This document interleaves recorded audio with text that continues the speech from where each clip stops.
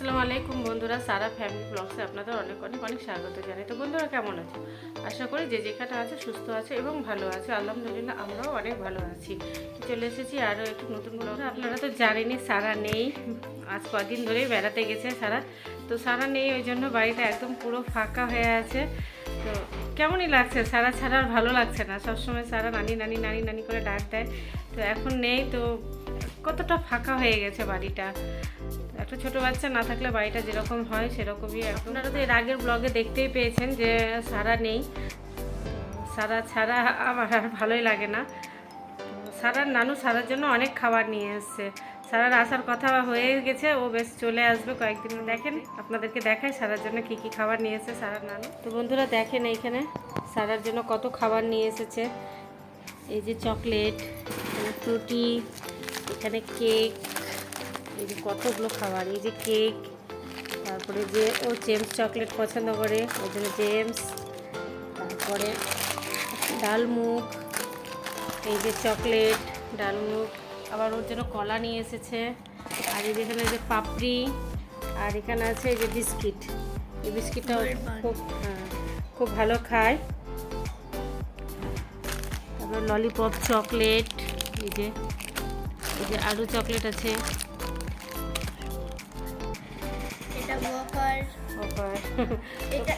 সব মিলিয়ে অনেক খাবার, সারার অনেক অনেক খাবার।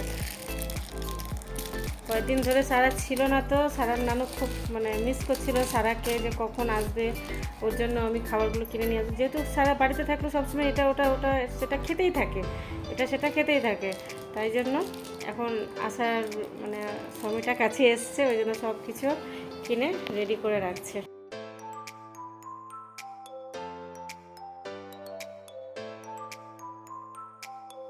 তাই ভাবলাম যে কি আপনাদের সাথে শেয়ার করি সারার খাবারগুলো।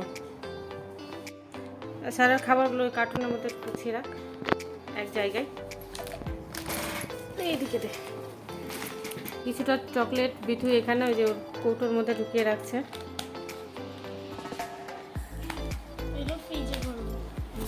ফ্রিজে? হ্যাঁ, তাহলে ওই যে ফ্রুটিটাকেও ফ্রিজে ভরে দে।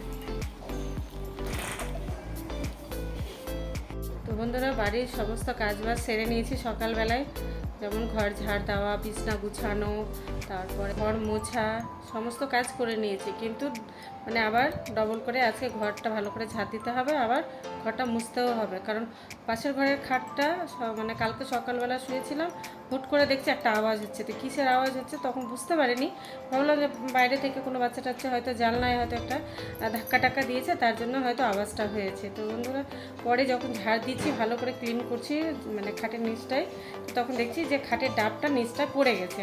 তো তখন তো আর করা হয়নি। যাক, দাদাকে বলেছিলাম আপনাদের কি খাটের ওই ঘরে ডাবটা খুলে পড়ে গেছে, তো ঠিক করতে হবে। তো আপনাদের দাদা বললো যে ঠিক আছে, আমি সব দোকান থেকে জিনিসপত্র নিয়ে এসে তারপরে করব। কিন্তু আর করা হয়নি, ও ভুলে চলে এসেছে, হাতে টাতেই লাগবে, কাটা লাগবে, তো ভুলে চলে এসেছে, আর করা হয়নি। আর আমিও ভুলে গেছি, আর মনে করাইনি। এখন আবার ঝাড় দেওয়ার সময় দেখছি যে ওটা তো পড়েই আছে। তো এখন ঠিক না করলে আবার হুট করে কেউ আসবে, ঘুমাবে টুমাবে, তো খুব অসুবিধা হবে, বলা যায় না। আবার তক্তাগুলো হয়তো ভেঙেও যেতে পারে, যার জন্য আপনার দাদা বাড়িতেই ছিল। তো দাদাকে বললাম আপনাদের কি ওটা ঘরেরটা ঠিক করে দাও। তো বলছে যে আচ্ছা ঠিক আছে, আমি সব জিনিসপত্র বের করে তারপরে ঠিক করে দিচ্ছি। তো বন্ধুরা দেখেন, এখানে আমরা খাটে সমস্ত কিছু বের করে নিয়েছি। এই যে খাট নিয়ে বিশাল সমস্যায় পড়ে গেছি বন্ধুরা। খাটটা ঠিক ছিল, হঠাৎ করে খাটের নিচে যে ডাবটা ছিল ওটা খুলে পড়ে গেছে। চলেন দেখাই আপনাদের বাইরে করে। তো বন্ধুরা, যেহেতু আমাদের খাটের ভেতরে অনেক জিনিসপত্র ছিল, তো সেইগুলোকে বের করতে আমাদের অনেক টাইম লেগে গেল। এখানে আপনার দাদা আর আমি দুজন মিলেই সেই জিনিসপত্রকে সরিয়ে বাইরের বারান্দাতে নিয়ে গিয়ে রাখছিলাম।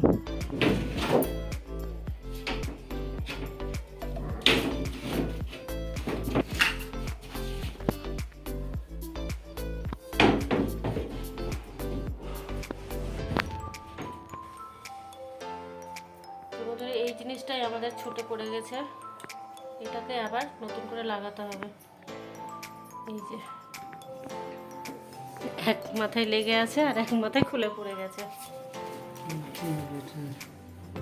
কিছু লাগবে নাকি হাতুড়ি? আরো ঝামেলা সম্পূর্ণ খুলতে গেলে।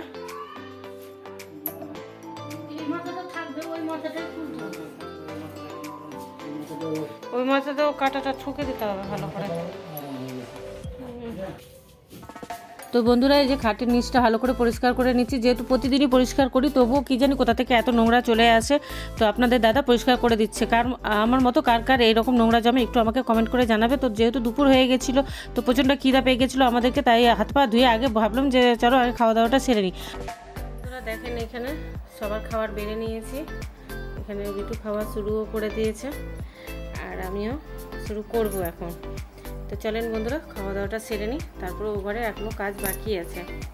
তো বন্ধুরা, আমরা খাওয়া দাওয়া করে চলে আসলাম। তো এখানে দেখতেই পাচ্ছ তোমাদের দাদা ভাই খাটের কোনার নাটগুলো খুলে নিচ্ছে।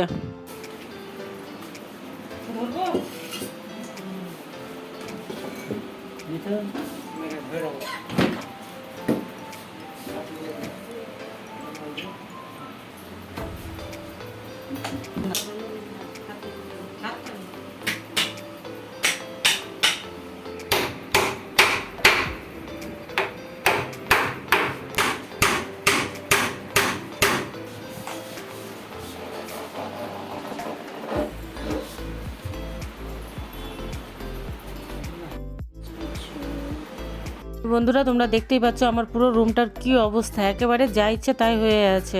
তো এখানে রুমটা কমপ্লিট করার জন্য আমি প্রথমে খাটের ভেতরটা আবার নতুন করে ঝাড় দিয়ে দিচ্ছি। তো ঝাড় দিয়ে আবার পরে যেহেতু আর ঝাড় দেওয়া যাবে না তক্তাটা লাগানোর পর, ওই জন্য আমি ভালো করে সুন্দর করে পরিষ্কার করে ঝাড়ু দিয়ে দিচ্ছি।